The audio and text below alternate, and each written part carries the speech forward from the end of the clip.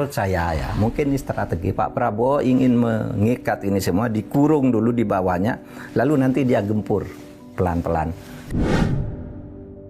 Ada yang menarik dari analisis Pak Mahfud MD di kanal YouTube-nya.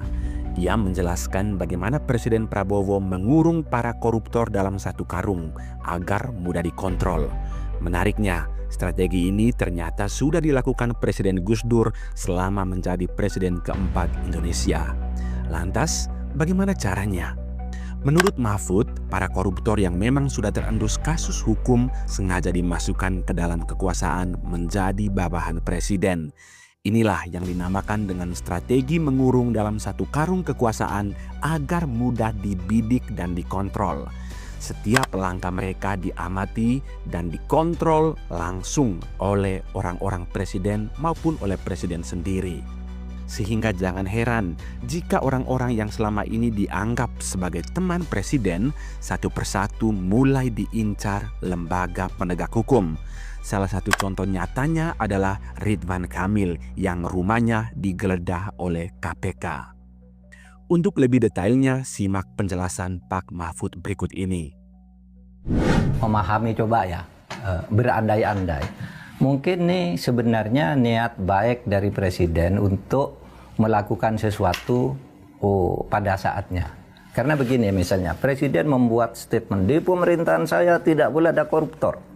Tangkap koruptor, kejar koruptor, dan benar kan? Banyak koruptor yang ditangkap kan? Pagar laut itu diungkap, timah diungkap, Pertamina diungkap, yang tidak masuk akal bagi saya kalau tidak tanpa izin presiden. Bahkan terakhir ini teman Pak Presiden sendiri udah mulai diodak-aduk nih Pak RK ya. RK sudah mulai digeledah dalam kasus bank BJB, Bank Jawa Barat gitu. Itu kan bagi saya enggak ini ya, kok bisa ya? Berarti presiden ini sungguh-sungguh gitu. Jadi dari satu segi presiden ini nampaknya sungguh-sungguh dari sini. Tapi mengapa kemudian di segi lain presiden ini kok melakukan dua hal yang menurut logika hukum itu seharusnya tidak dilakukan? Apa itu? Itu orang-orang di kabinetnya yang punya indikasi korupsi dan ugal-ugalan itu dibiarkan. Padahal dugaannya dulu sudah pernah keras dipanggil ke KPK dengan ini. Kenapa itu tidak diklirkan? Dipanggil ke Kejaksaan Agung, tidak diklirkan. Semuanya malah dirangkul masuk ke kabinetnya. Sehingga dari segi ini saya mengira begini nih. Mudah-mudahan sekurang-kurangnya diharapkan kalau ini dianggap bukan strateginya Pak Prabowo.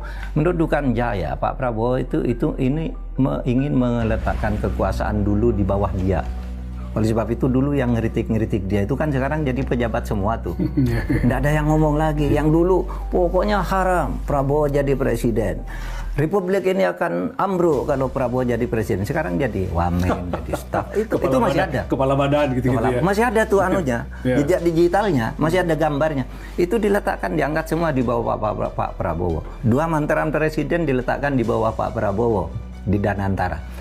Menteri-menteri banyak tuh yang bermasalah masuk. Menurut saya ya, mungkin ini strategi Pak Prabowo ingin mengikat ini semua, dikurung dulu di bawahnya, lalu nanti dia gempur pelan-pelan. Seperti dulu Gus Dur kan pernah melakukan strategi itu. Gini Pak Mahfud, masukkan aja ke sini dulu, lalu angkat ke atas biar dipanah dari bawah oleh orang-orang gitu. Itu kata Gus Dur. Gus Dur dulu begitu ketika membentuk sesuatu.